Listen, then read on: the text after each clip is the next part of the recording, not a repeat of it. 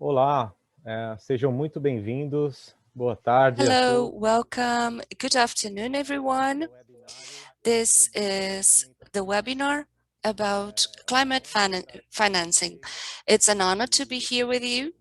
And I would like initially to introduce myself. I'm Matheus Couto, a program officer for the Center of Monitoring for International Cooperation of UNEP, the United Nations Program for Environmental Program. Well, first of all, I would have some housekeeping here to this webinar.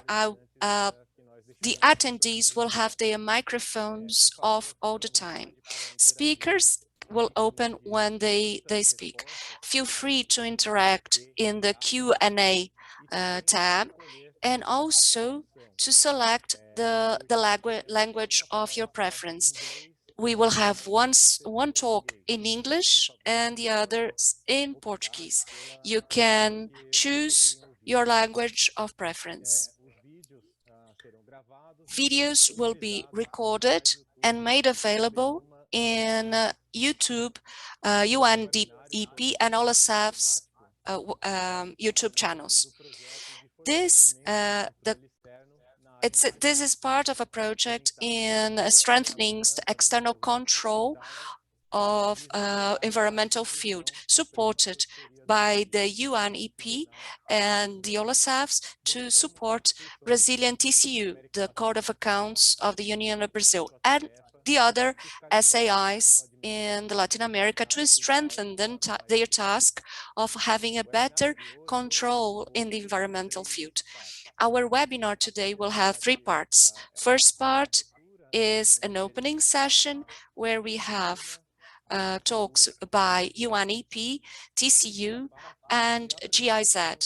The second part of a presentation of contents will be made by Centro Brasil do Clima, EOS, and Capital and Fractal. This is a consortium that will be addressing the mapping and analysis of funding sources for climate action in Brazil. In the same topic, we have then a presentation by the US GAO, which is the institution, the SAI in the United States, that will also approach the topic of climate change for the audit institutions. And the third part is a Q&A session. So I invite you all to take part, sending your questions through the Q&A icon. We will have a team helping us selecting the questions and answers. Some of them will answer, we will write down in the very Q&A tab, and the others will be discussed after the presentations. So without much further ado, I would like to open our webinar, initially starting our opening panel with Mr. Gustavo Mañez, Coordinator of Climate Change in the UNEP for Latin America and the Caribbean. Mr. Mañez, you have 5 minutes. Thank you very much, Mateus. It's a pleasure to be here with you in the presentation of such an important study. As you know, the region of Latin America and the Caribbean in general is being the one that is most stricken by COVID-19. We have approximately 25 to 30% of the cases in the world, whereas we have just 5 to 6% of the world population. Obviously, the social impact, the economic impact of these pandemics has also producing a descent or more than 8% of the region's GDP. This in the situation of where climate changes are still going on. They do not stop due to pandemics. We saw last year and this year major losses in public infrastructure. We saw 2 hurricanes in Central America, separated with an interval of 2 weeks only, and also losses in agricultural productivity, wildfires, and so on and so forth. So the situation in the region and our dependence on commodities and raw materials and the export of these products, especially our dependence on fossil fuels and tourism, make us extremely vulnerable, not only to the climate changes themselves, but the costs of the climate change. So we think that this major vulnerability of the region, climate change, climate disasters, extreme events, lead to a higher economic and financial risk due to the climate changes. We've seen recent evaluation of Moody's and saying that the perception and the capacity of the region to take credit loans will be also compromised due to the climate crisis. So it is extremely important, and we have to integrate climate change in the macroeconomic policies, in public investment, public budgeting, in the in the safety practices. We see in the region some development in this sense, but we haven't been serious enough or systematic enough to integrate all that. This is a major priority on how to align national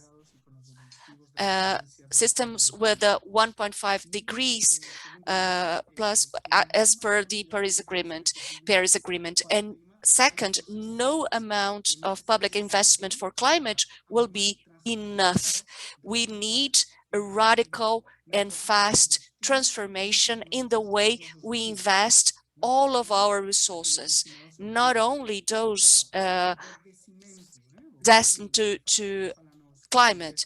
So the greening of the financial systems is paramount and urgent internationally and nationally, domestically. And here, this study also makes some recommendations. So for us, it's very important to work in a taxonomy of sustainable investments. We already started to work with other countries in the region. It will also be interesting to have a dialogue in this sense to define this taxonomy, and also how to have transparency in the investments, bank investments for climate change. There is already a very interesting debate in Brazilian Central Bank that goes in the direction we consider correct. So we have to thank all the work of our partners to give a vision of the state of the situation, and also the recommendations on how to develop a strategy for climate financing, for the implementation, and to reach the objective of 1.5 degrees Celsius as per the Paris Agreement. Thank you very much.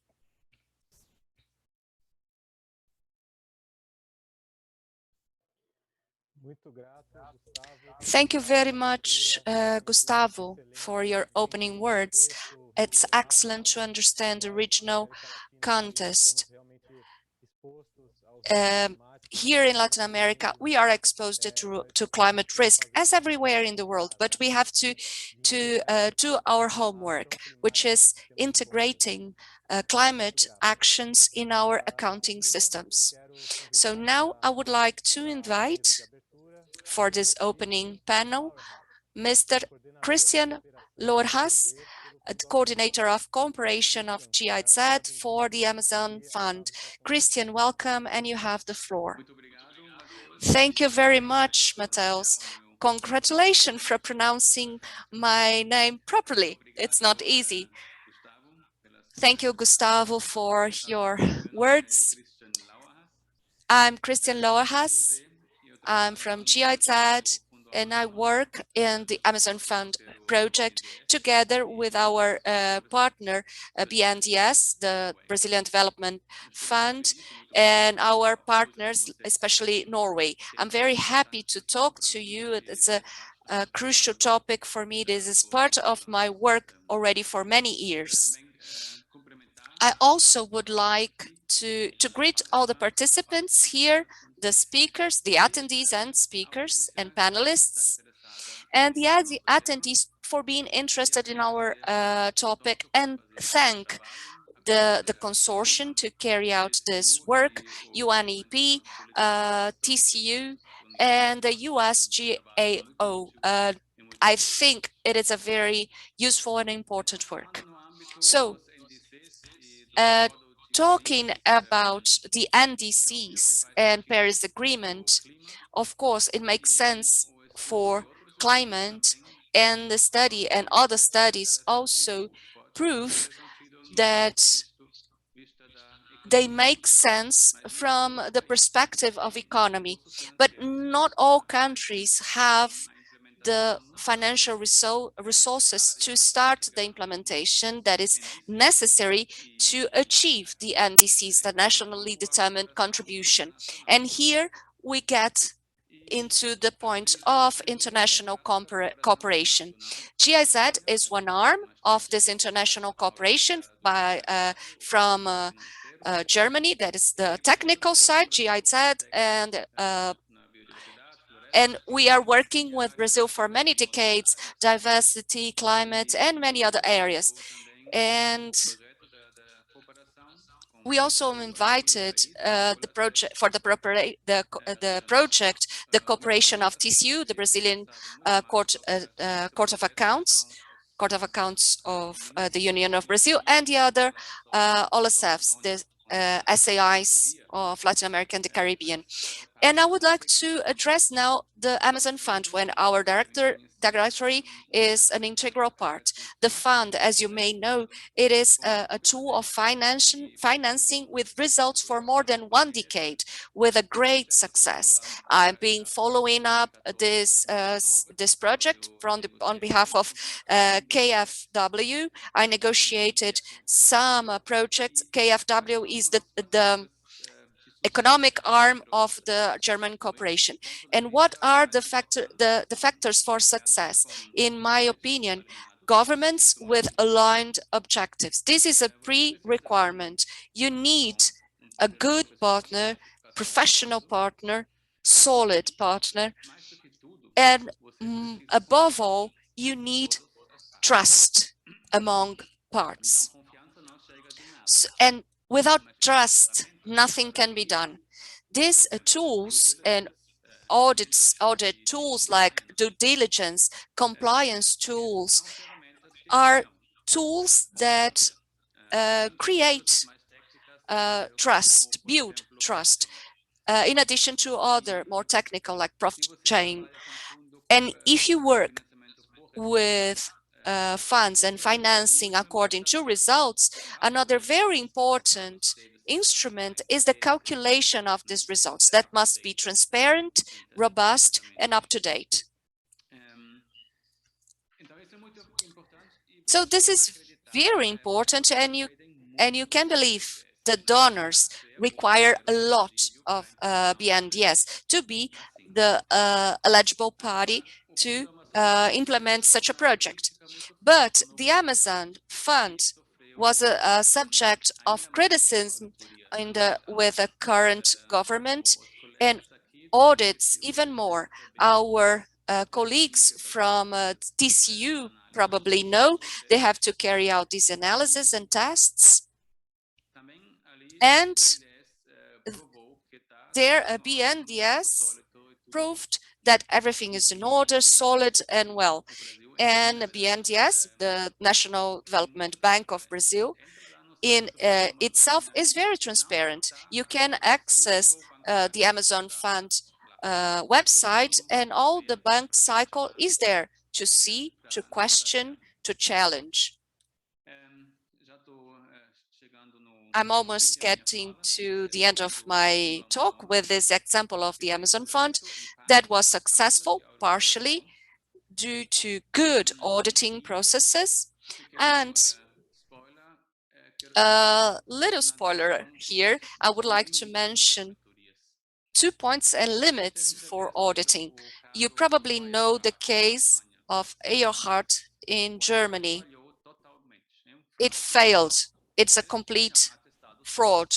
And they had good results of audits. So it is never 100% credible, even with analysis and proof. And the second criticism, the fund suffered this strong analysis. And by asking for more information, you end up absorbing human resources and potential for implementation that only with an auditing can you stop the business for a while. So these are two very important points, but they are not 100%, and they should be balanced in the cost effectiveness of the tool.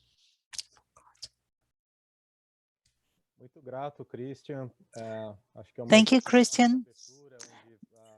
Excellent opening remarks, bringing an example of one of the funds and also the actions of the audit entities and the consequences of their work.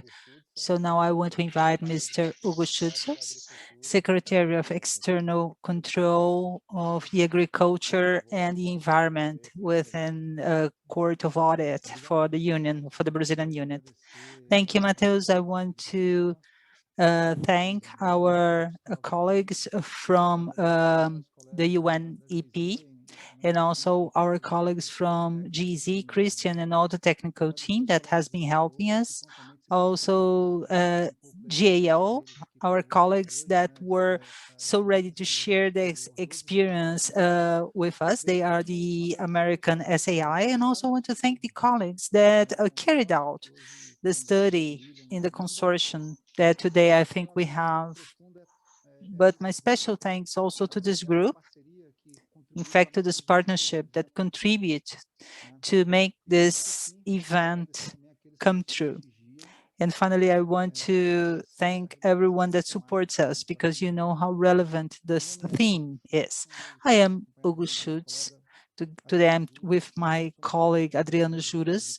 We are two civil servants, auditors in our Court of Audit. We work in a secretariat of external control for agriculture and the environment. Today we have representatives of the Court of Audit and Contema. The TCU is the Brazilian SAI, and Contema is the OLACEFS Special Commission for the Environment, which is a commission that works together with our SAIs in Brazil. About the study and today's theme, climate change, we all know that they impact not only the economy, but also the society as a whole and the environment. It's a multidisciplinary global question that demand integrated responses. One of the mechanisms is exactly today's topic. It's exactly environmental climate fund, which is very challenging given the different arrangements that we see. As Christian said, one of the funds, the Amazon Fund, is one of these elements, but there are a variety of actors, different types of governance and management, and an absence of a conceptual standardization on the subject. The SAIs, in English, SAIs, he's saying, Supreme Audit Institutions, they may play an important role in this topic. So by evaluating the financial resources, whether they are or not being invested in evaluation and mitigation policies, and if they are reaching the expected results, this is one of the roles that we play. So together with TCU and Contema in Brazil, it's a pleasure to receive this webinar and also the study carried out by the UNEP. That is the initial starting point for a more global action in this topic. And quoting Mr. Gustavo's speech, the greening of our investments, we consider this urgent because we must quantify the assets in this area. Mateus, in a brief way, these are my initial remarks, and I see here a more formal partnership taking place between external control institutions playing their role in Brazil and abroad, and society as a whole, represented not only by UNEP, GIZ, and all the others that are contributing to this study that will be delivered through this initiative. So I thank you very much, and you know that on our side, we are fully available to work further on the results of this study. Qualified information today and in our near future is our most important asset, qualified information. So thank you, Mateus, and let's follow with the event. Thank you, Hugo. On behalf of the UNEP, I want to say that we are really happy with our cooperation between TCU, UNEP, with the support of GIZ. We are really happy with the results. Now, continuing with our agenda, I want to invite the consortium that carried out this study to map the climate fund in Brazil. Linda Murasawa and William Russell will represent the consortium Centro Brasil Clima. Linda and William, you have 30 minutes. Good afternoon, everyone. I am William Wills. I'm speaking on behalf of the consortium Centro Brasil no Clima, Estratégia Sustentabilidade, and Fractal Consultants.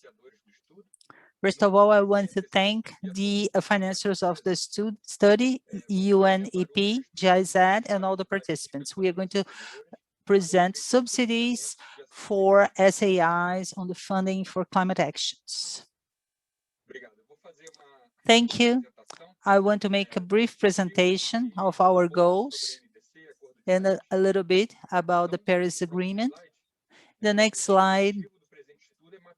The objective of the present study is to map out and analyze financing sources for mitigation of climate change, subsidize the action of the SAIs. The focus of this analysis is to present in an understandable way the ecosystem of mechanisms for climate finance in Brazil, especially about the operation of resources contributing to the work of the SAIs in the presenting also recommendations for the presentation of this result. So beginning with the Paris Agreement, it was signed in the COP. So among other things, and in summary, the need for a joint effort was established between the goal of 2 Celsius degrees in comparison to the pre-industrial period.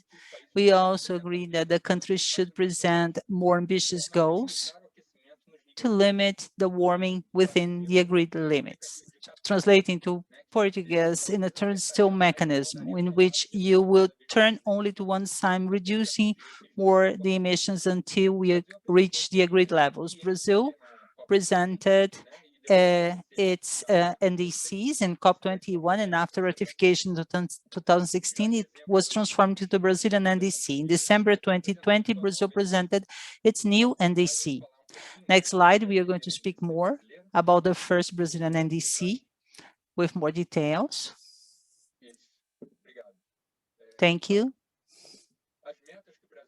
So the goals that Brazil presented were a reduction by 2025 of 37% of our emissions as a comparison to 2025, and reduction of 42% in 2030, also having 2005 as a baseline. This is the official goal. This represented, based on the emissions of the second national inventory, not to surpass 1.3 or 1.2 billion tons until this corresponding dates. So within this NDC, we also presented an attachment with different measures among them. zero illegal deforestation until 2030, increase the participation of bioenergy in our energy matrix, increase the participation of renewable energy different than electricity, energy efficiency gains, an improvement of 5 million hectares in the integration of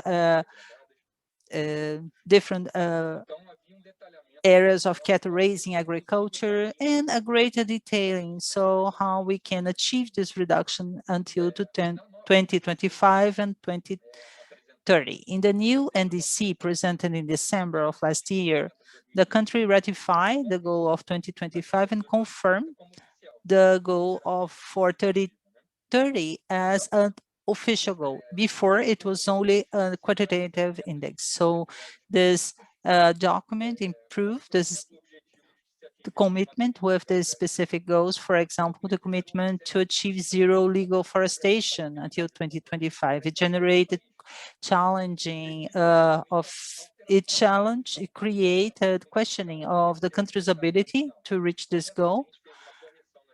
And we had to correct the reductions for the goal for 2025. So in practice, 2030, we have 1.6 million tons of emissions and no longer 1.2.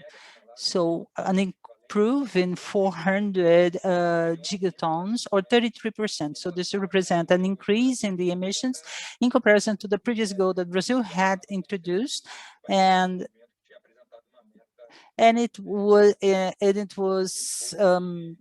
that Brazil stated that this was like a fixed goal, and in fact it was not fixed. So in April 2021, new goals were presented by the president. He returned to confirm zero illegal deforestation and carbon neutrality until 2050. We really hope this happens because it's really positive. Now going to the part of financing, different studies in Brazil carried out with this objective of estimating the costs and the impacts in the economy. What we have today, according to the COP studies and the Ministry of the Environment in Brazil, the need of funding until 2030 is between 260 billion reals.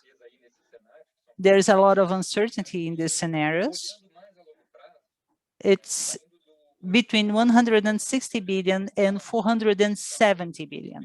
So looking at the scenario of carbon neutrality until 2050, it will require a number of different actions in our society and a greater volume of resources. So it's essential for us to have all of this financing mechanism fine-tuned so we can inspect them and use them in the best way possible. Now I pass to Linda for the rest of the presentation. Thank you very much.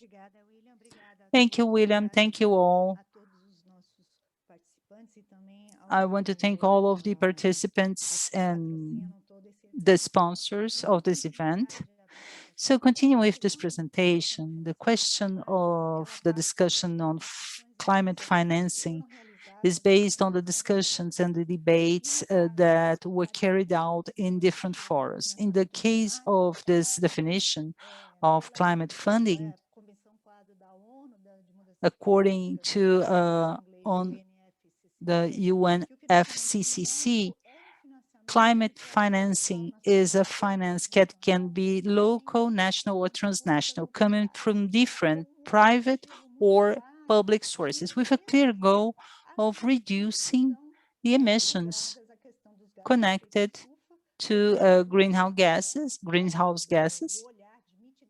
according to the point of view of mitigation of vulnerabilities and improving adaptation, bringing resilience, both to human and ecological systems.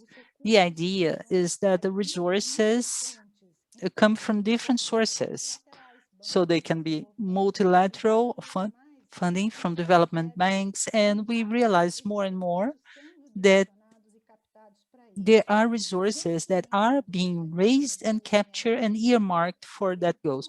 Within this UN FCC mechanisms, we have what they call financing mechanisms, and it's important to highlight that there are two mechanisms. One is the Global Environmental Facility, known in Brazil as GEF, that was born in 1994 and was changed by the Kyoto Protocol and ratified in the Paris Agreement.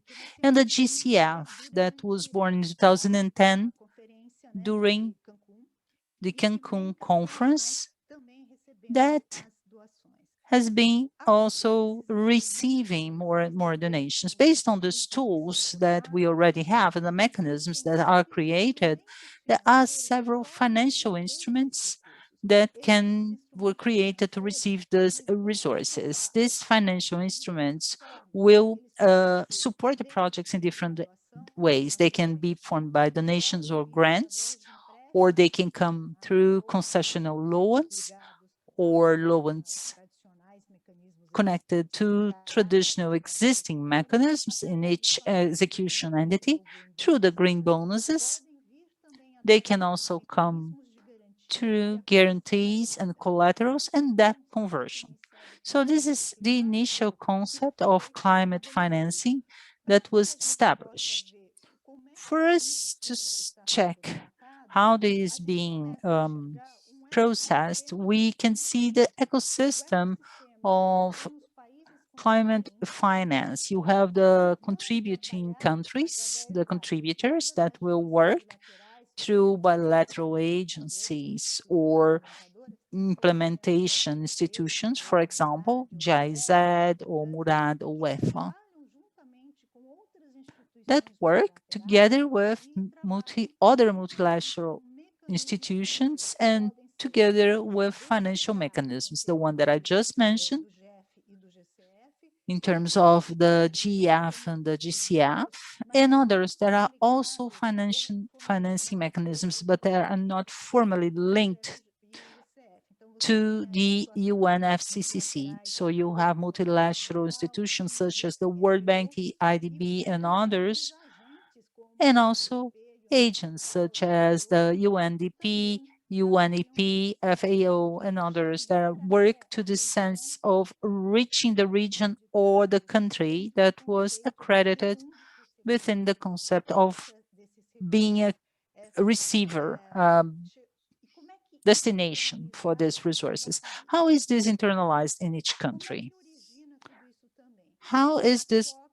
Does this all start? The COPs are the places where these decisions are made, where these negotiations are held among countries. After the COP ends,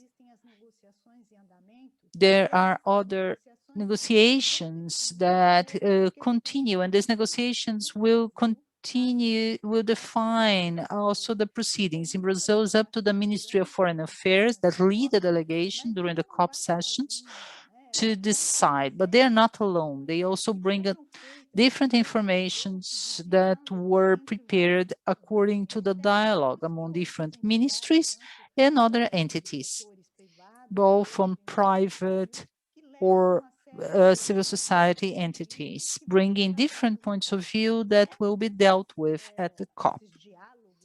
This dialogue and these conversations that are held during these conferences, they serve as basis for agreements that can become local regulations, or they can also establish what guidelines will be used for the adherence to this agreement. So these principles and criteria established as these bilateral, multilateral negotiations are held. And these agreements, they must have governance, transparency, monitoring, audit, and several other types of informations that can clearly help us to determine where is this resource being used, how is it being used, where is it earmarked for, and to establish the efficiency of this process. In the implementation entities, the entities that receive these resources, these entities, they need to qualify these resources so they can be better managed. This qualification is sometimes recognized, what we call accredited entities, then they are recognized by the history of their work with this kind of process. In Brazil, for example, the BNDES, the Brazilian Bank of Economic and Social Development, is often appointed as an entity to receive this kind of resources. And the BNDES will then transform this into different instruments. It can be finance instruments or in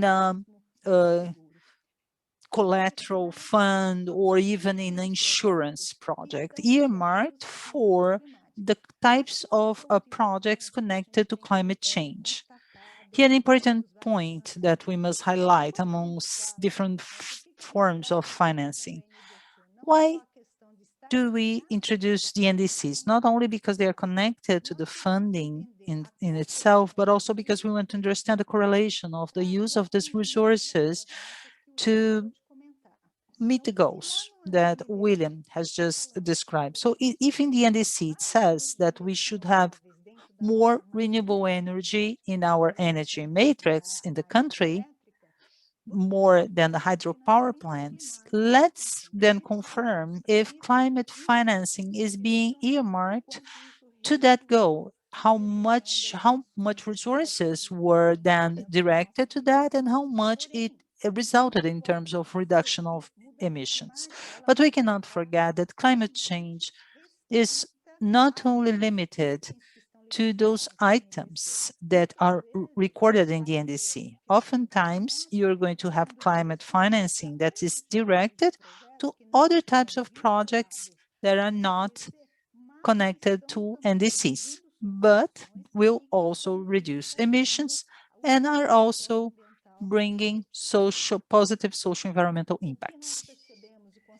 What we notice in these studies is that by doing climate financing, it has a collaborative model with different expertises. We are talking here of different governments acting in bilateral, multilateral agreements involving also the understanding of international and domestic laws that are translated in different financial agents, national and international, that also can have to respect the national and international financial regulations, directing resources for different topics that have different sectoral regulations, environmental regulations, labor, social.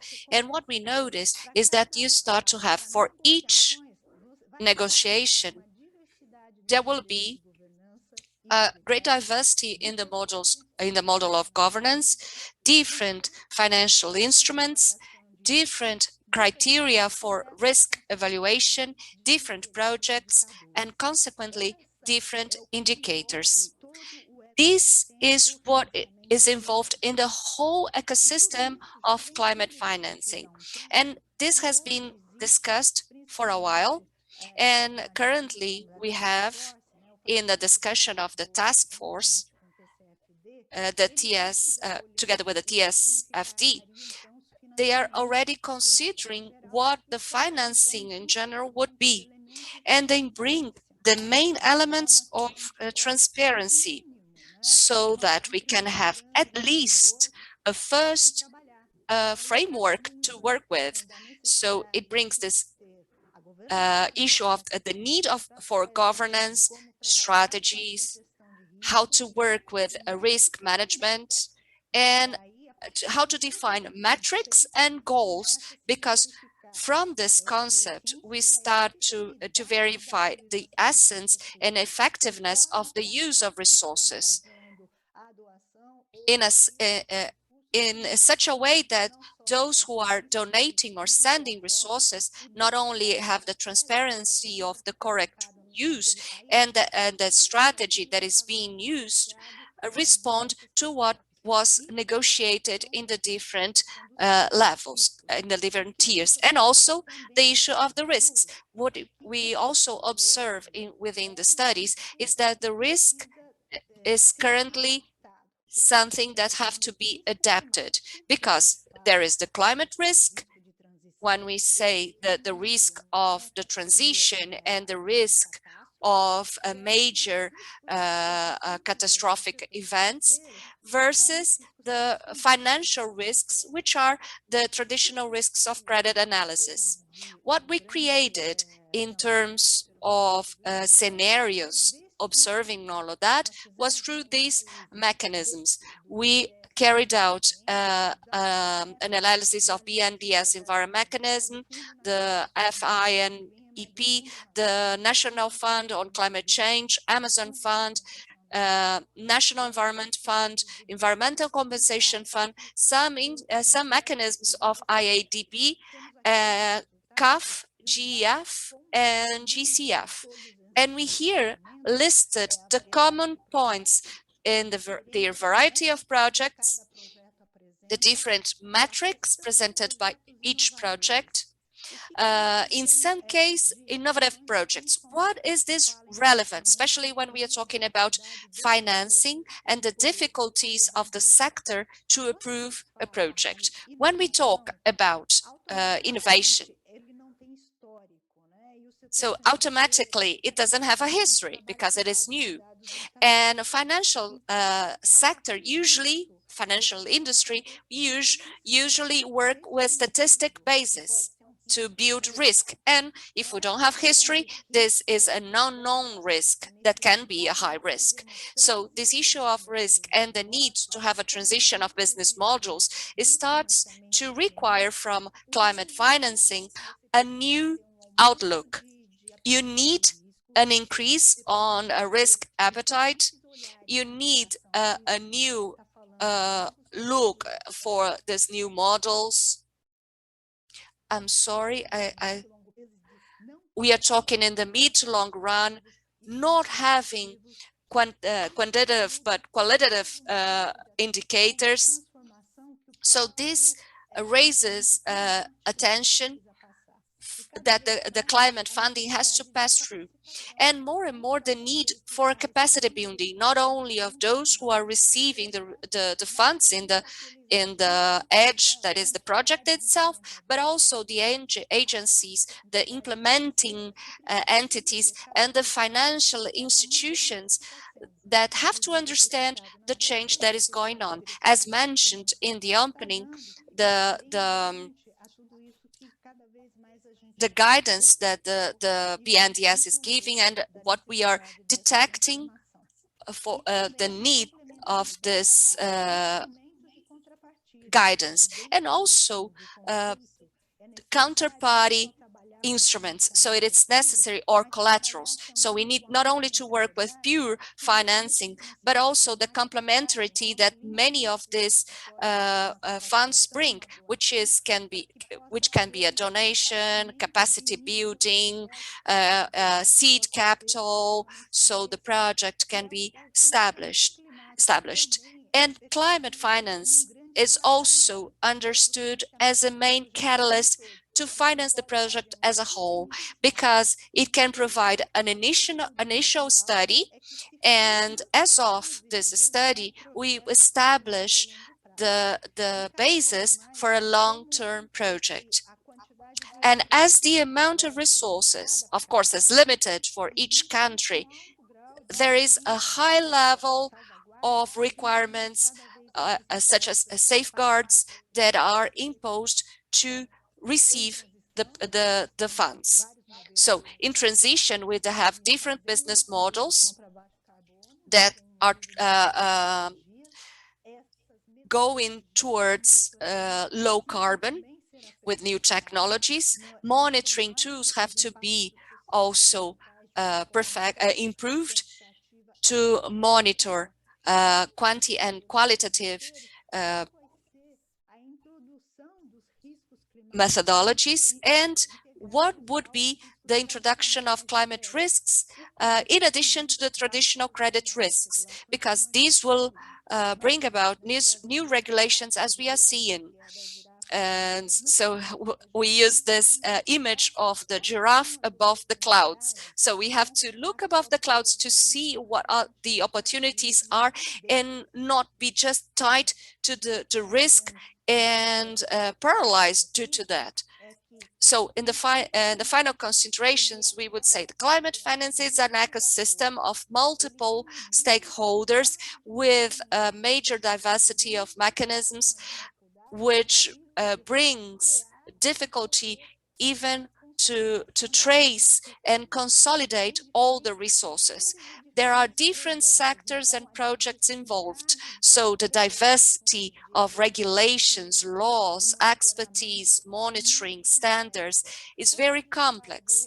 When we talk about diverse regulations, we have also to consider, especially in Brazil, we are talking about the federal regulation, state regulation, and municipal regulation that may achieve these projects, in addition to the international principles and criteria that have to be abide by, and this impact the risk models that are being currently used, and this risk management have to improve considering climate variables, and there's a difficulty improving the effectiveness of the results. So we can associate that all the resources that were directed to the country are responding and to the NDC and to the goals as a whole. Another topic here, climate financing as a requirement to calculate emissions. Not only not following just one methodology as established by the FCCC, the UNFCCC, but also using local methodologies, for instance, like in agriculture, the Embrapa, the Brazilian Agency for Agricultural Development and Research. But even with these methodologies, there is a great difficulty for those receiving resources and carrying out the projects themselves to get to a final calculation. So briefly, this is a whole overview of our project, considering the analysis made, and this is our team, and we are available for any questions or doubts. Thank you very much. Thank you very much, Linda and William, for this presentation. It is an excellent approach and make use of this, seize this opportunity to invite people to access the UNEP website next week, where we'll make available the study, and you will be able to understand into depth each of the funds studied. So continuing now, I would like to pass the floor to Adriano Juras, that is a federal auditor in external control and the Secretary of Agriculture and Environment, that will invite the next speakers. Adriano, you have the floor.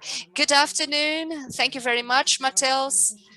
Well, this is a thrilling topic and very complex and exciting, and we are very happy to establish this UNEP partnership and with the support of GIZ, and I thank Linda and William and all the team that took part in this study.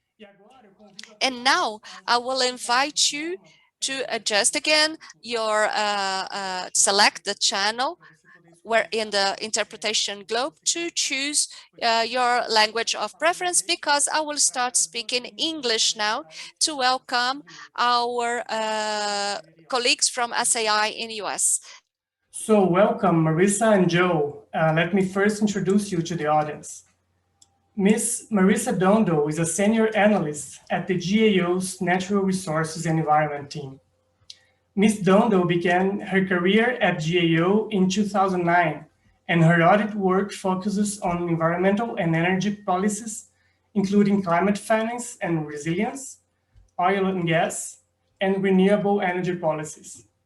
She has also been involved in the INTOSAI WGEA Working Group on Environment Auditing since 2017. Ms. Dondo has a Master of Arts in International Relations from the Johns Hopkins School of Advanced International Studies and a bachelor's degree in Economics and International Area Studies from the University of California, Los Angeles. And Joe Thompson is an assistant director in GAO's Natural Resources and Environment team. He coordinates GAO's climate finance and air pollution work and has been at GAO for over 18 years. Joe has a BS in Environmental Policy from the University of Michigan, Ann Arbor, and a Master of Public Affairs from the University of Wisconsin-Madison. Most of Joe's free time is spent playing with his 20-month-old daughter, Audra, and changing her diapers. It's quite close. We're talking about climate change, but also diapers change could be in the topic. So if we were face-to-face, I would say the floor is yours, but we are online. And so I say the screen is yours. Please go ahead. Thank you, Adriano. And I will share my screen now. Hopefully this will work. Joe, I hope the diapers are compostable, you know? So hello, everyone, and welcome. Thank you for inviting us to speak and to participate in today's session. Joe and I are going to talk a little bit about an ongoing project we have with the Working Group on Environmental Auditing, specifically looking at auditing climate finance. Ooh, can I not? Oh, there we go. Okay, catching up. So just quickly, for those that are not familiar with the Working Group on Environmental Auditing, it is part of the International Organization of Superior Audit Institutions, or INTOSAI. And INTOSAI provides international guidelines, methodologies, trainings, and really just kind of information sharing among its members. The Working Group on Environmental Auditing was formed in 1992 at the time of the Rio Earth Summit on Sustainable Development. And it began as a small working group with about 12 members, but has since grown to be the largest working group within INTOSAI, and it now has over 80 members. The project that we're going to talk about today on climate finance is part of the working group's 2020 to 2022 work plan. So it'll be finalized next year. And the work plan really focuses on one of INTOSAI's strategic priorities of having SAIs contribute to the follow-up and review of the Sustainable Development Goals. So with that in mind, the working group really focused this kind of 3-year work plan on the environmental SDGs and supporting the audit of their implementation among the member SAIs. Let's see, there we go. So today's session, I'll just give a quick kind of vision statement for our work package project on climate finance, some brief background on the elements of climate finance that are relevant to this project. And then Joe is going to provide an overview of some of the preliminary results of our project, which include the results of a SAI survey that we conducted of both of SAIs from both donor and recipient countries, in which we asked about their experiences auditing climate finance. He'll provide some potential indicators that can be used in audits or other evaluations of climate finance. And he'll wrap up with a series of case studies. The working group had our assembly meeting in January, and we had several of our colleagues from the SAI of Finland, the European Court of Auditors, and SAI in Mexico provide some audit case studies, and he'll just give a brief overview of their presentations.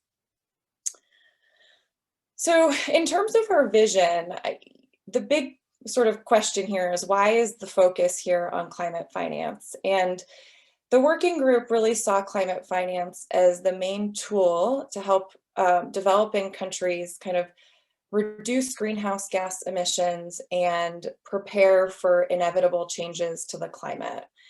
And our primary goal here is to kind of use the sharing of experiences among SAIs and to provide specific approaches that SAIs can use in auditing climate finance. And so to that end, our project, beyond just providing some examples of audits that have been done, is really looking to provide two types of tools. So the first is, and Joe will kind of cover those at a high level. The first are potential indicators or criteria that SAIs can use in their climate finance audits. And the second is a roadmap to kind of take the audits of individual programs or projects and design a series of audits that allow a country or an SAI to see the big picture of climate finance in their country, rather than just an individual project or type of project. So for background, and we've heard a bit about the Paris Agreement already today, so I'll keep it brief, but essentially it's the first kind of binding and universal agreement to kind of face the challenge of climate change. And under the Paris Agreement, developed countries agreed to jointly mobilize $100 billion annually of funding beyond what would have been provided otherwise. And we'll talk a little bit later about kind of how that gets kind of tricky when you're looking at auditing and trying to understand progress in an individual country. The Paris Agreement kind of provided a wide flexibility in terms of what counted as climate finance, or what can count as climate finance toward that $100 billion goal. And it kind of on purpose did not provide a specific definition of climate finance. So this slide just shows the Sustainable Development Goal Target 13A, which is the focus of our project. That is the target related to climate finance. And it's to implement the commitment that was undertaken by developed countries to the UN Convention on Climate Change. And the target has 5 components that are broken out onto this slide, and they're color-coded because each of these 5 components is something that could be evaluated by an SAI or the UN or any external party, kind of trying to get a sense of what progress is looking like towards this SDG. So the Green Climate Fund, as Linda mentioned, was established in 2010 by the UNFCCC, and the kind of goal of the Green Climate Fund was to support the efforts of developing countries in their efforts to kind of face the challenges of climate change. And for our purposes, it's one of the main tools that we have in terms of tracking climate finance on a global scale. And you can see here, this isn't quite today. The data here were from July of last year, so just shy of a year ago. I think 45 countries, 3 regions, and 1 city had pledged a total of just over $10 billion to the Green Climate Fund. Linda also mentioned that there are a variety of stakeholders. This is just a sample of some of the stakeholders that are involved in climate finance. Some stakeholders are mostly involved in the tracking of climate finance funding, projects, that kind of thing. So those are organizations like the Green Fiscal Policy Network or World Resources Institute. And some of the other stakeholders are more directly involved in the multilateral climate finance. So the development banks are an example of that. So this is my last slide, and it is a figure that Joe will revisit when he's talking about specific tools later, but it's just a simplified version of what we saw in the Brazilian context of the various ways that climate finance can flow from a donor to a recipient. So the finance flows can go multilaterally, so through the UN, through the Green Climate Fund or the World Bank or some other multilateral institution. And that makes tracking very tricky. Or it can happen bilaterally from one country directly to another in the form of loans, grants, or in-kind assistance. And again, we'll kind of dig deeper into this diagram a bit later. And so with that, I will turn it over to Joe and I will manage the slides. All right. Thank you, Marissa. Sorry, I was focusing on responding to a couple chats there. Before we get off this slide, though, I just wanted to note a few things. You know, we at GAO are classically financial auditors, and, you know, we now do program evaluation work and some foresight work for our Congress and for the administration. You know, but at our root, we're financial auditors. And the first thing that we do when looking at any problem is try to figure out how we can scope the problem, to break it up into pieces in a way that we can study it. And what this financial flow diagram shows is a way of thinking about how SAIs can be useful in auditing the flows of money that go to the UN and to individual recipient countries to meet the goals that countries set to send money back and forth. And if SAIs can think about those different flows of money and auditing those different flows of money in sort of a structured way, it is possible to roll those individual audits up into something larger that talks about, you know, whether the contributions of a country to the UN goal can be validated. And that's really what we're talking about here in our project. And you know, some of the findings that I will get into in a moment head in that direction. So that's what we're trying to show a process by which you can, you know, improve the, you know, use us. We're tools as SAIs to be used to help make the world better. And one thing that we can do is actually contribute in this area. So anyways, I'll get off my soapbox and get back to the slides. So now I'm going to summarize some key findings from our survey of SAIs from donor countries. Fundamentally, auditing the SDGs is challenging because SDGs, and in particular SDG 13A, were not designed with audits in mind. So it's challenging for us as auditors to figure out how to really track these flows of money. Some common challenges include the following.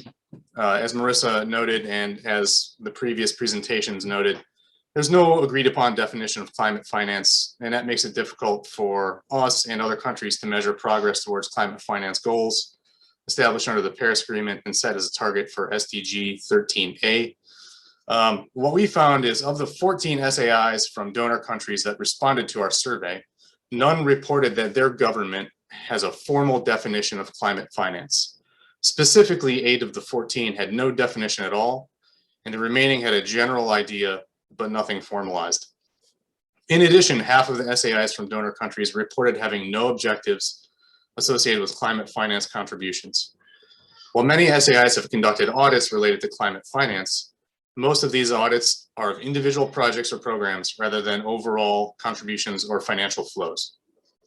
Moving on to the next slide, please.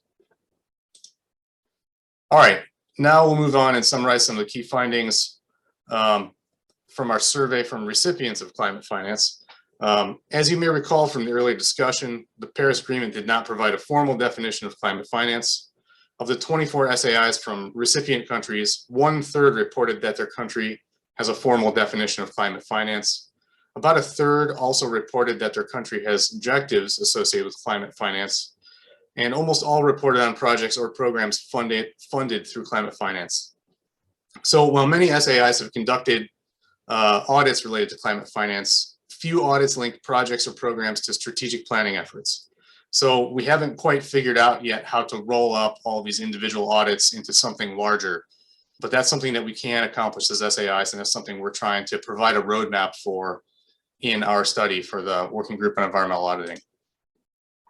So moving on to the next slide, SDG Target 13A has an indicator associated with it.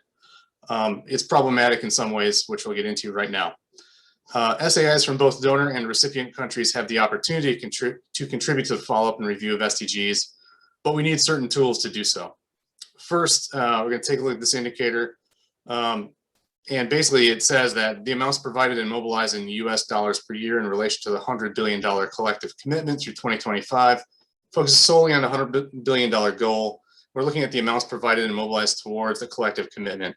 So it's $100 billion, you know, it's out there, but it's not clear what everybody's doing to meet that goal. And it's very hard to define, you know, progress towards that goal because we don't have a definition. You know, for SAIs, this indicator has limitations. First, it's classified as a tier 2 indicator. The important aspect of tier 2 indicators for auditors is that while there may be an internationally established methodology and standards, data are not regularly provided by countries. We already know that insufficient climate finance data is a challenge for auditors, and this classification supports that point. Second, as mentioned earlier, there's no agreed upon definition of climate finance. And while some countries have defined the term, many have not. Lastly, the SDG indicator measures a collective commitment rather than an individual one, but only a fraction of the SAIs we surveyed reported that their government had objectives associated with climate finance contributions. These factors make it difficult for us as auditors to measure progress towards climate finance goals and also for the countries themselves. So moving on to the next slide, Marissa. All right, so where does that leave us? You know, one of the goals of our project for the Working Group on Environmental Auditing is to provide alternative indicators that SAIs can use when auditing climate finance, as well as to identify the characteristics of useful indicators. This slide provides one example of GAO's criteria for good performance measures, which can be used in considering the strength of a specific indicator or criteria in designing an audit. So as GAO and as many of our SAI friends across the world have, I mean, we develop criteria to evaluate things. And there's a whole range of different criteria that we can bring to bear on the financial auditing world related to SDG 13A. So moving on to the next slide.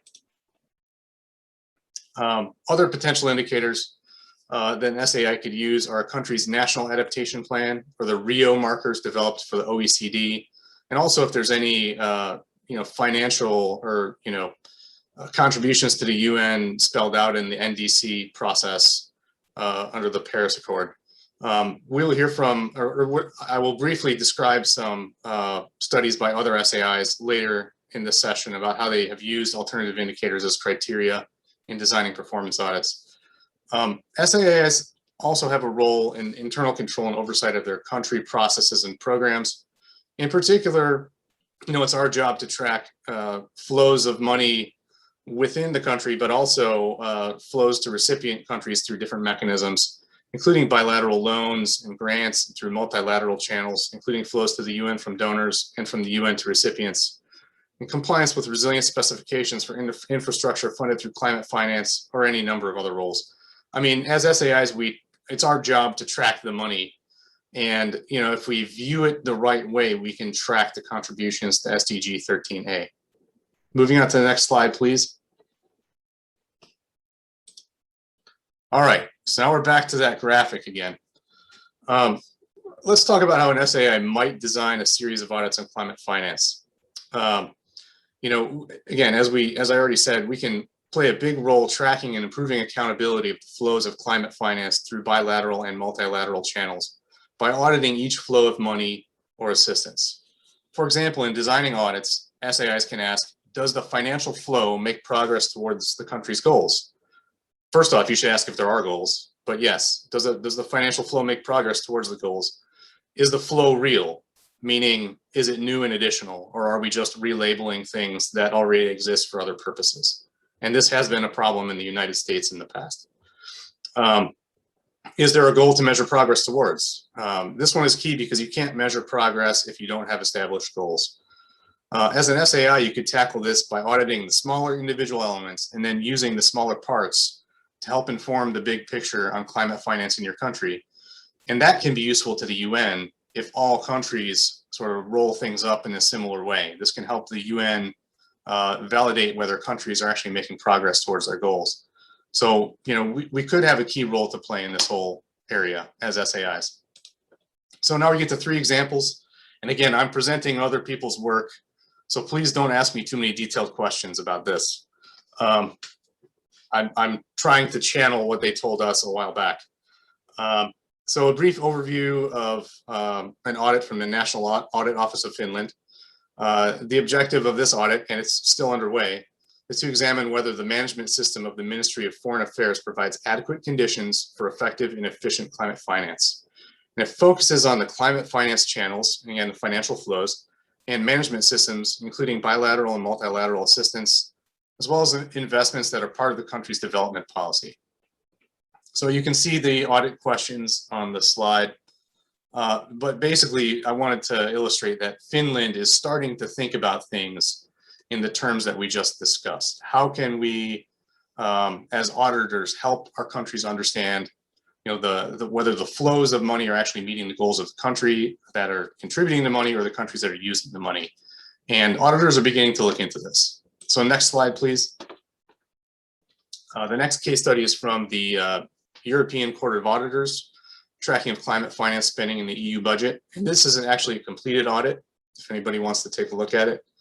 It was completed at the beginning of 2020, and the ECA found that the European Commission committed to spending at least 20% of the 2014 to 2020 EU budget on climate action by integrating climate-related spending into all EU policies. Now, tracking climate spending allows the Commission to assess whether it is meeting its target. And to do so, the ECA used the OECD Rio markers as their audit criteria. And as you would probably guess, the audit noted that some of the European Commission's assumptions were not conservative enough, which means that the EC was at risk of overstating climate spending. What that functionally means is that, if you use certain definitions, you might overcount climate funding than if you used more conservative definitions that really more closely linked climate finance to specifically climate change related things. And again, this is a problem in the United States also, and one that we as GAO are trying to figure out. They also found that negative impacts on the climate were not accounted for, and the audit outlined some improvements that can be made with legislative proposals. So next slide, Marissa. All right. In the last case study, we will discuss work from the SAI in Mexico. They conducted a review of the 2018 public account, which is sort of their budget. And it includes 22 audits of programs that are part of the adaptation and mitigation portion of the budget. So they have a general law on climate change in Mexico, and they used that law as criteria, specifically that a climate change fund is created in order to attract and sort of channelize public, private, national, and international finance resources to support implementation of actions to confront climate change. So there's a requirement in Mexican law to actually track climate finance and their contributions to the UN. So the focus of these reviews was whether their budgeting process was performing well in tracking these funds. And they found that in 2018, the country did not have a comprehensive national policy on climate change with a focus on coordination and cooperation. And because the agencies did not have specific sort of instruments for tracking funding, it was very hard to get a total for climate change funding within the Mexican budget. Further, they found that audited entities operated independently were designed to address specific problems without considering broader climate change goals. Again, this is a similar problem to sort of budgeting processes in the United States. SAI Mexico also conducted 2 performance audits related specifically to the SDGs. And regarding SDG 13, they found that the Mexican government did not define indicators to verify its compliance, and found that establishing country-specific goals and metrics using a framework of the SDGs would allow auditors to sort of better track whether the funding was real and headed towards the goals of SDG 13A. Not a surprising finding. And that concludes our presentation. Thank you very much for hosting us, and we are available for questions, if you write them in English. Thank you, Joseph and Marissa. It was a great presentation, especially for a non-auditor to better understand the role of Superior Audit Institutions. So it's very clarifying. Good to learn from the countries you've mentioned. So now I will return to Portuguese. Voltando a português, para aqueles que...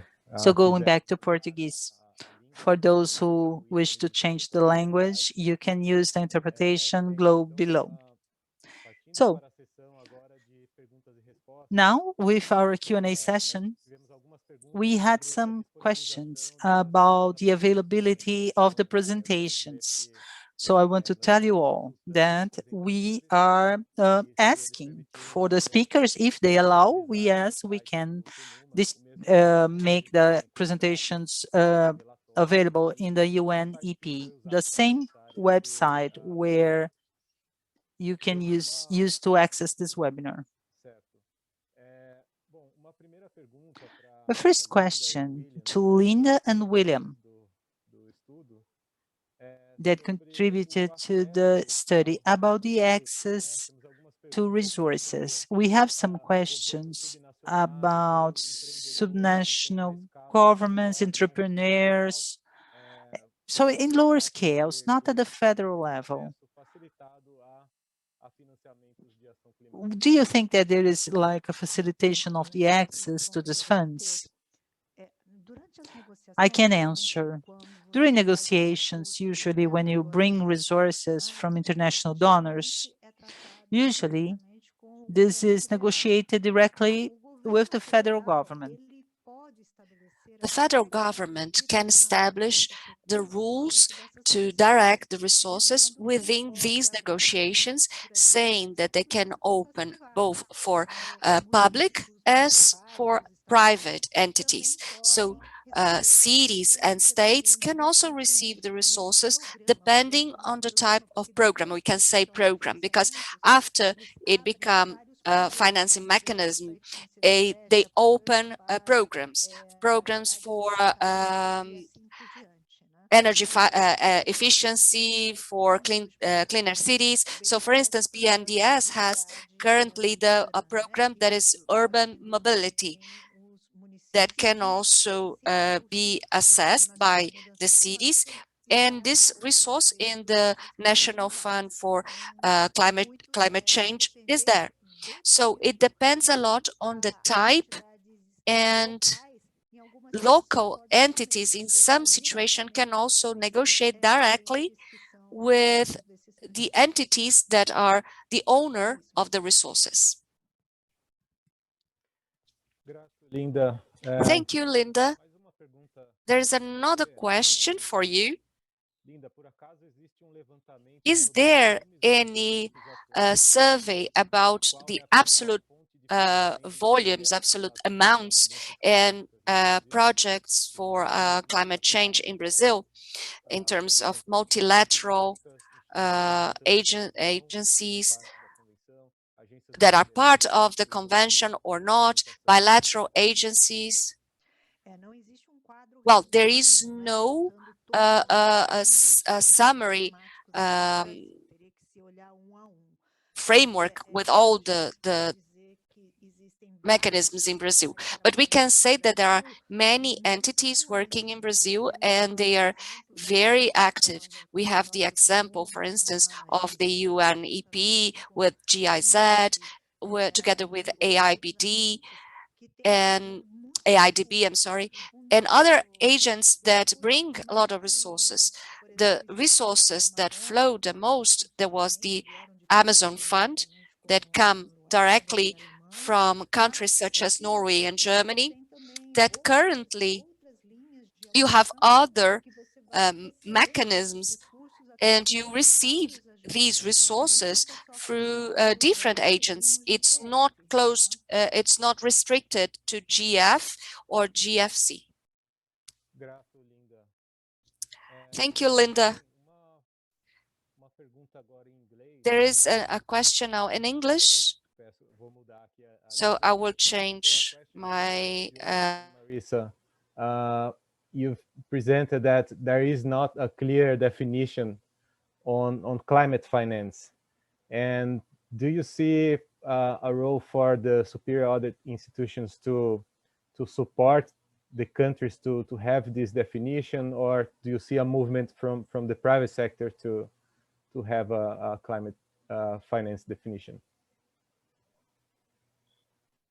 Yeah, that's a good question. I think, well, Joe, you can jump in too. From my perspective, I think just being really clear about what is getting counted is really important. So we found, it's been a while since GAO has done an audit of climate finance in the US, but when we did, we found a lot of problems with like budget tracking and just trying to figure out what exactly was counted towards the commitment. And I think Joe mentioned in his part of the presentation, the idea that the commitment is really to provide funding above and beyond what would have been provided anyway. And so without being very clear about what's getting counted, I think there is a risk that you end up with some creative accounting mechanisms to get to an amount.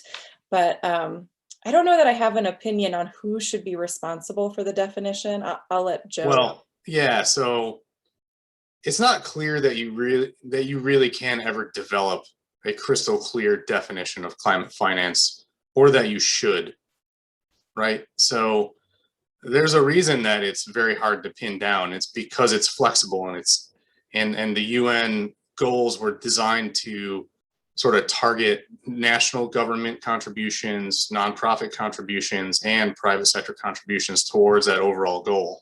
And that's a good thing, right? If you became too specific, you would probably leave some of those out. But what we can do as auditors is be very transparent about what is actually counted, so everybody can understand whether the funds are truly new and additional. And that's what I think Marissa was getting at. So maybe less specific definition, more very transparent about what everybody's doing, and rolling it up in a way that might be consistent across other countries. Thank you, Joseph and Marissa. Yes, I agree. And also discussing the study that we'll be launching next week, we found that transparency is a key issue, and so is governance. So thank you for the answer. Uma outra pergunta aqui. Another question. I will go back to Portuguese.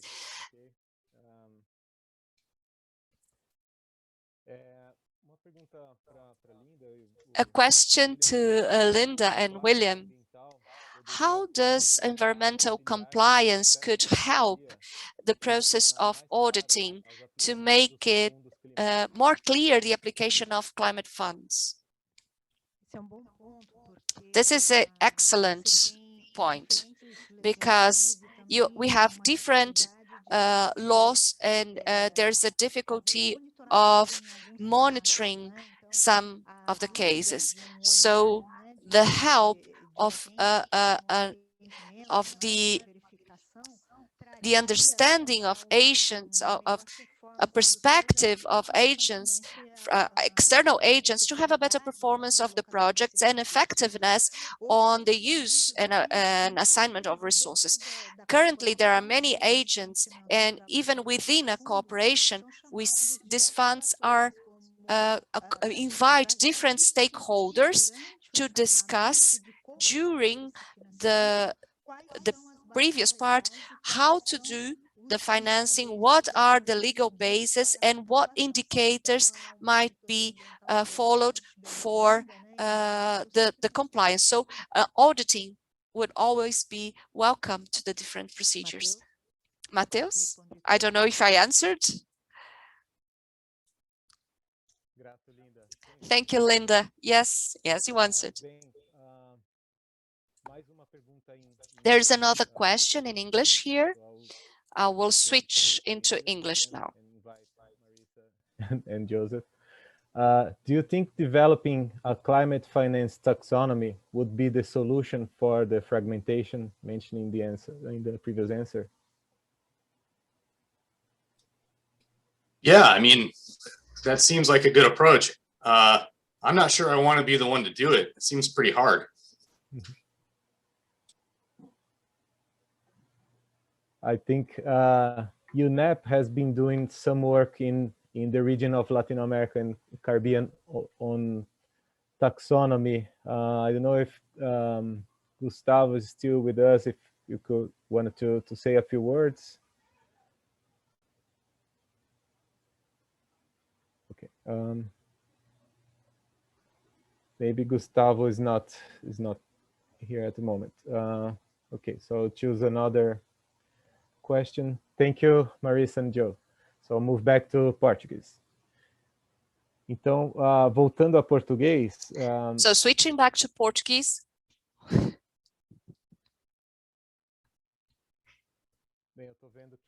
I see that many of the questions were actually answered in our Q&A tab, and I'll choose some.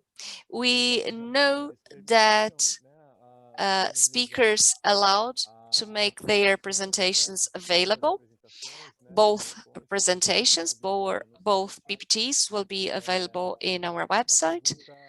A question again in English, so I switch back to Portuguese, to English. What kind of enforcement GAO recommendations have to the executive branch? Marissa, you want to start, or okay? Well, the executive branch is not required to follow our recommendations, but like I said, with transparency, whenever we issue a report with a recommendation or with what we call a matter for congressional consideration, which is really a recommendation for Congress to pass a law, it's out there in the public, and we follow up on it basically forever. So if we make a recommendation, we will continually harass the agencies and the administration until they make progress on that recommendation. Often we'll be asked to testify about recommendations that are still outstanding. So it's incumbent upon us as GAO to follow up and to stay engaged and to make sure that a focus stays on the recommendations until the executive branch or Congress actually passes a law to make it happen. So there's not built-in enforcement. Okay, thank you, Joseph. So I'll move back to Portuguese. Voltando ao português. So moving back to Portuguese. A question to the consortium: if the existing mechanisms of finance, of climate financing, are enough to comply with the Brazilian NDC, and if not, what are the mechanisms that can gain scale if introduced? In such case, Matheus, if we consider just what is earmarked as climate financing, wouldn't be enough. But projects, generally speaking, are projects structured in combination with different mechanisms. So you have the climate finance. I will get an example to be clear. Infrastructure projects, you can have part being financed by the mechanism, the climate mechanism, and the rest use other structures like debentures or other credit line or finance mechanism. So to achieve the goals as for GHG emissions, it do not depend only on what is earmarked as climatic, but the set of models existing in the financial sector. Okay, thank you very much, Linda.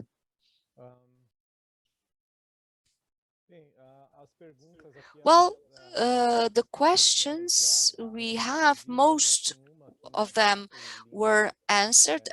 We still have one open, Linda, but Joe just put a link for those who are interested to have more information about US GAO on climate change. And Linda, we still have an open question here. the Green Climate Fund approved 38 projects in Latin America and the Caribbean in 10 years.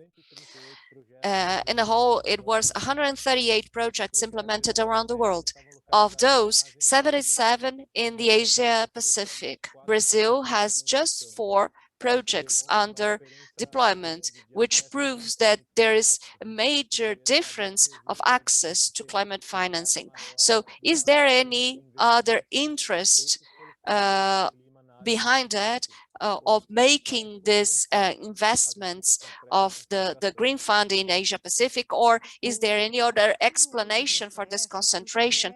Well, the GCF has an accreditation of local implementation agencies. In Brazil, we have 2 entities that are accredited, the BNDES, the Brazilian National Development Bank, and the other is the Federal Bank, Caixa Econômica Federal.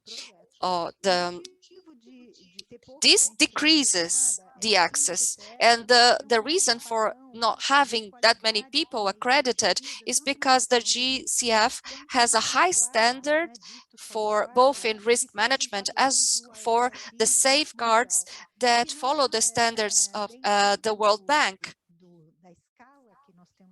And in the scale we have in Brazil for the financing agents, not necessarily is it possible to internalize all the top types of safeguards required, because we are talking about the cost of implementation of all that monitoring, operationalization, and so on and so forth. So one of the reasons for the GCF that they recognized and they work already on that is discussing with other entities that want to be accredited.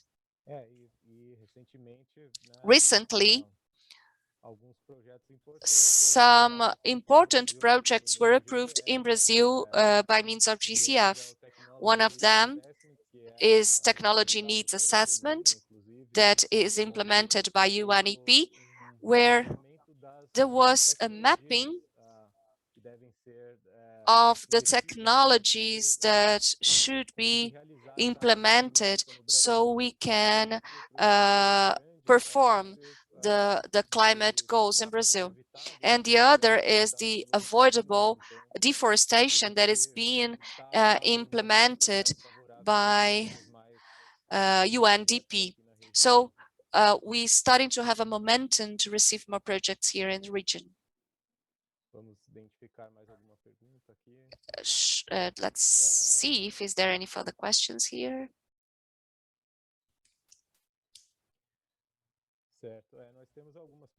Well, we have some about how to access resources, diversification. I believe Linda already addressed that. Well, if there's no further questions, I believe we can start to wrap up our webinar. I would like to remind you once again that this webinar will be available on UNEP, UNDP, OLACEFS, and GIZ websites, so you can watch in the future. The report on the study will also be available in the UNEP, UNEP website, as well as the presentations used today. We have some links posted in the chat about the US GIO work and also the UNEP work. Oh, there's a question about the translation. YouTube websites will have the presentation in the three languages, Portuguese, English, and Spanish, in the channels. So with that, I would like to pass the floor to Secretary Hugo Schützen for final remarks on the project and the seminar and the webinar. Hugo, you have the floor. Well, good morning, good afternoon, good night, depending on your hour zone, well, your time zone. First of all, it's a great pleasure to be part of this distinct team of public servants and civil society. We have very interesting talks today, especially the last presentations where we have William and Linda presentation. Thank you very much. And also the experience and challenges faced by our colleagues on US GAO, that is the United States SAI, where we see that transparency is something that is noteworthy, not only as auditors, but as society. The Brazilian EFS, the Code of Accounts of the Union of Brazil, has some work similar to the GAO. As Matheus said, we are here to present for those who know what is external control and in the climate theme, and also some people who do not know. So we thank very much the questions because it adds understanding to this topic that is of worldwide importance. I would like to align a little bit to what Joseph said, the work of GIZ and the alliance with external control. Because, Matheus, we are auditors, we are technicals, we are apolitical and particular. So we have to have a judgment that is unbiased. As in the beginning of our talk, unbiased information is the most important asset we have. So I would like to congratulate all of those involved in this project. This webinar and study contribute to the SAIs to perform their work of promoting efficiency, accountability, efficacy, and transparency of public administration, which contributes to the national development goals and international commitments that we assumed, as is the case of climate change. So by having so high quality experts as Lilian, Linda, and everybody here helps us to be sure that we are walking in the right path. And we continue to count with the experience and expertise of different stakeholders as we are having today here. And with the publishing of the study conducted by UNEP that will be published next week. As for climate financing, climate funding, and the current context of the pandemic, it's important to highlight that this is a very challenging topic, because in the moment we are suffering major economic and social impacts, it is and will be a challenge not to disregard climate and environmental issues. And I'm sure that the SAIs, and today we have two, Brazilian SAI and the United States SAI, they could perform their job and add value to this theme, considering that the public sector has a relevant role in the sustainable development. We SAIs, we can contribute understanding the financing mechanisms, the mitigation and adapting actions towards climate change, and foster accountability and social control. We should, therefore, as auditors, work together with this control network. And this, and I can't fail to mention, climate change do not respect geopolitical borders. To the contrary, it reaches all in different ways. So it is not enough to audit. We should audit, and we should continue, as our United States friend said, we should audit and monitor and follow up. And partnership is the key word in this event. It brought us here, and surely will allow us to continue to face complex topics as the matter in hand. So thank you all that contribute to carry out this initiative, and I will declare our event closed. Matheus, thank you very much. Hugo, I also thank all of those that collaborated with this event and partnership. I would like to remember that this event is promoted by the United Nations Environmental Programme in the sphere of the program of strengthening external control on climate change by means of GIZ, the German corporation, OLACEFS, with the support of GIZ and the Ministry for Cooperation. And with that, we conclude our webinar.